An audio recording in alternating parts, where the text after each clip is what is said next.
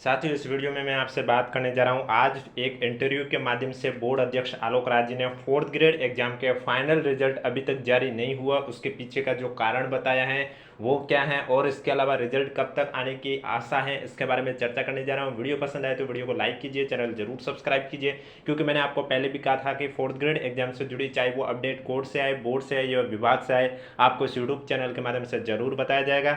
इसलिए अगर अभी तक आपने चैनल सब्सक्राइब नहीं किया तो चैनल जरूर सब्सक्राइब कर लीजिए, नोटिफिकेशन भी ऑन कर लीजिए। और इसके अलावा अगर अभी तक आपने हमारा टेलीग्राम चैनल ज्वाइन नहीं किया है तो लिंक नीचे डिस्क्रिप्शन में दे रखा है, आप जाके ज्वाइन कर सकते हो। तो जैसा कि आपको मालूम होगा, कुछ दिनों पहले आपने देखा होगा कि कोर्ट द्वारा नोटिस जारी किया गया था, जिसमें उन्होंने कहा था फोर्थ ग्रेड में जो 0 नंबर वाली कैटेगरी है, जिसमें 0 मार्क्स आए फिर भी उनका सिलेक्शन हो गया है, उनके रिजल्ट को रद्द कर दिया गया था और कोर्ट ने कहा कि वापस से इस रिजल्ट को जारी किया जाए।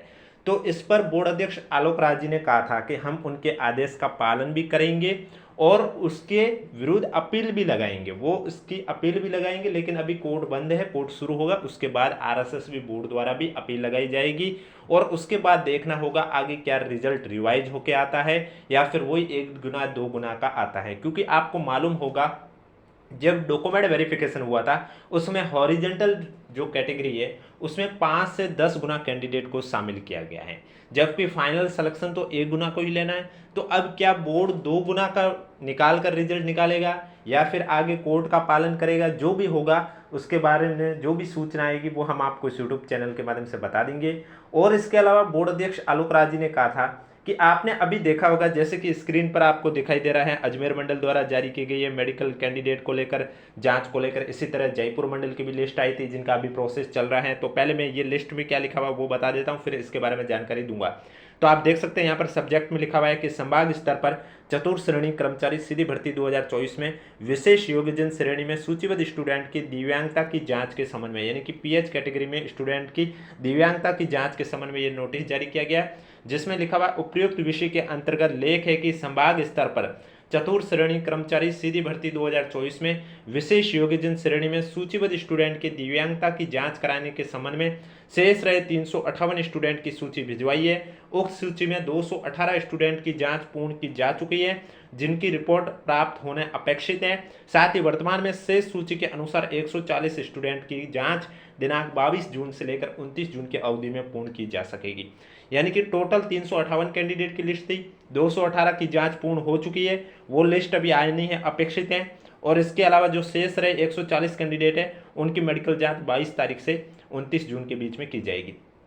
तो इस बीच बोर्ड अध्यक्ष आलोक राज जी ने कहा है कि अभी मेडिकल जांच प्राथमिकता उन्हें दी जा रही है जो 1 गुना और 2 गुना में शामिल है कैंडिडेट, ताकि रिजल्ट निकालने में भी कोई दिक्कत ना हो, ताकि इन्हें 1 गुना 2 गुना को जो होगा वही फाइनल सिलेक्शन तो 2 गुना तक में से ही होगा। अगर 1 गुना में भी कोई कैंडिडेट एबसेंट रहता है तो फिर भी 2 गुना में से ही कोई कैंडिडेट आएगा। अब 5 से 10 गुना इन्होंने लिया है, तो जो बाकी के जो आ रहे हैं, 4 गुना में आ रहे हैं, 5 गुना में आ रहे हैं, 6 गुना में आ रहे हैं, उनका बाद में भी हो जाएगा। क्योंकि आपने देखा होगा मेडिकल की डेट सितंबर तक की दे रखी है, तो जिस हिसाब से ये अभी 1 गुना और 2 गुना को प्राथमिकता दे रहे हैं, उस अंदाज से लग रहा है कि आपको रिजल्ट भी जल्दी देखने को मिलेगा। और सुनने में यही आया था, कुछ कैंडिडेट कह रहे थे क्या रिजल्ट टुकड़ों में आ रहा है, क्या 25,000 पदों पर पहले आ रहा है या बाकी के जितने शेष रह गए पद उसका रिजल्ट बाद में आएगा, क्या ऐसा होगा। अब ऐसा होगा या नहीं होगा इसको लेकर अभी तक तो कोई ऑफिशियली अपडेट भी नहीं है, लेकिन ये सुनने में आ रहा है कि इस रोजगार मेले में पीएम नरेंद्र मोदी राजस्थान आ रहे हैं, तो जिससे अभी तक आपने जो सुना है तो सरकार प्रयास कर रही है इससे ज़्यादा और नियुक्तियां दी जाए, जो कि आप पिछले 6-7 दिन से सुन रहे हैं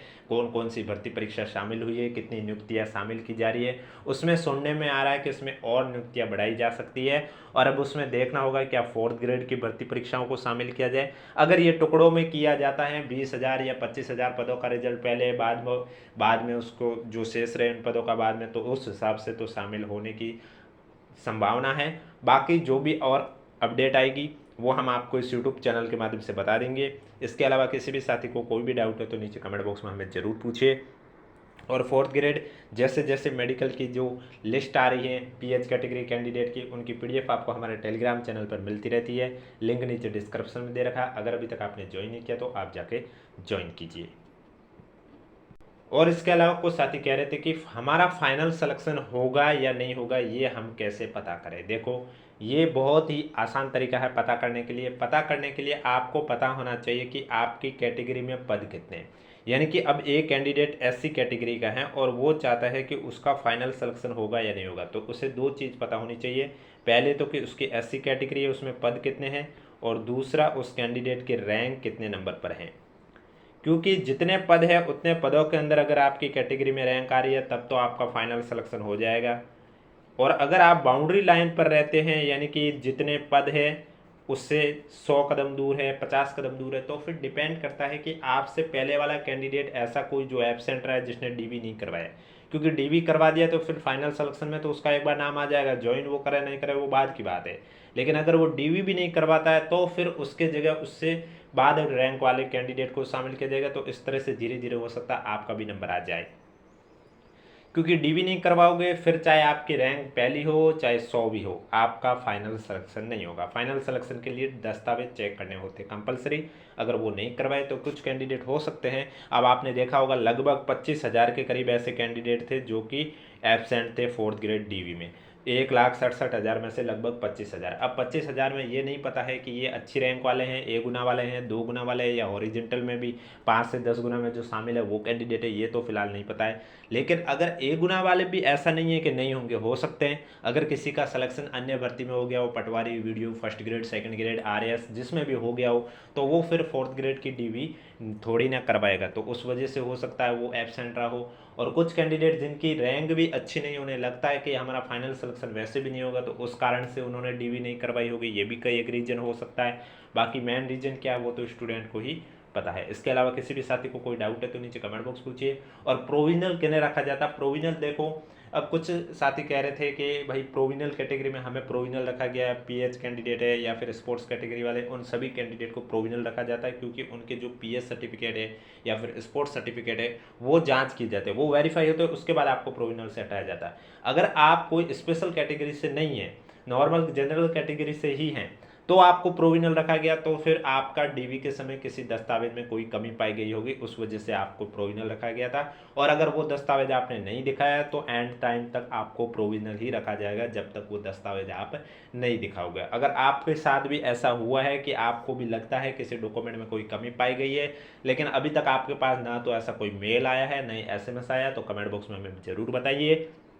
क्योंकि पिछले ही 10 दिनों के अंदर अंदर कुछ साथियों के मेल एसएमएस के माध्यम से सूचित किया गया था कि आपके इस दस्तावेज में कमी पाई गई है, आप वो दिखाइए। अगर वो नहीं दिखाओगे तो आपका आगे की कार्रवाई नहीं की जाएगी। फाइनल सिलेक्शन अगर आपका नहीं हुआ तो इसकी समस्त जिम्मेदारी आपकी स्वयं की होगी, ना तो विभाग की होगी, ना बोर्ड की। क्योंकि आपको मैंने प्रूफ के साथ भी बताया था, कुछ साथियों को मेल आए थे, किसी के कौन सा कोई सर्टिफिकेट में कमी पाई गई, किसी के किसी भी एफिडेविट में कमी पाई गई थी, किसी के एनओसी में कमी पाई, जो भी है जिस तरह का दस्तावेज, चाहे वो आपका एफिडेविट को लेकर हो या फिर कोई मार्कशीट को लेकर हो, अगर आपने नहीं दिखाया है तो आपको प्रोविजनल रखा जाएगा।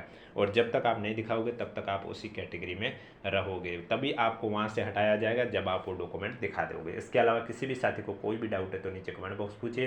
वीडियो पसंद आए तो वीडियो को लाइक कीजिए, चैनल जरूर सब्सक्राइब कीजिए, क्योंकि 4th ग्रेड एग्जाम से जुड़ी पल पल की अपडेट आपको यूट्यूब चैनल के माध्यम से मिलती रहेगी।